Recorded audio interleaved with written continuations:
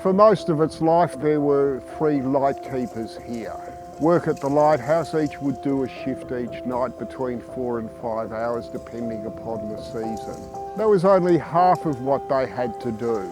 Because their supplies came every 6 or 12 months, and their supplies in those days would have been grocery stuff, tea, sugar, flour, sago, oatmeal, etc, etc. Any other food they got was either dried, smoked, pickled or salted. No fresh food. So they had to raise all their own fresh food. They grazed their horses, at some stage cattle, around the light station here.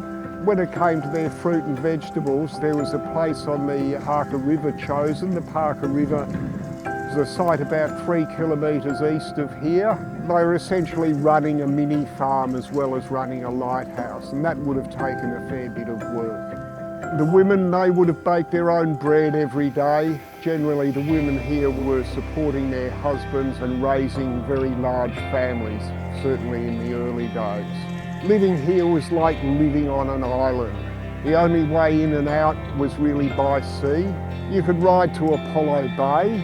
Apollo Bay in those days, certainly in the early days, the 1850s, was a timber cutter's camp. And certainly some of the assistant keepers in daylight hours would ride to Apollo Bay and be back in time to do their shift. Yeah, they didn't get a lot of visitors in those days.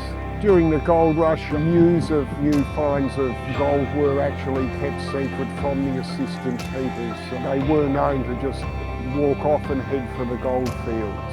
And there were certainly periods of time where there were no assistant lightkeepers. There was only Henry Ford and his wife, and they would go for periods of weeks running the lighthouse themselves. So that would have put a great strain on the whole family.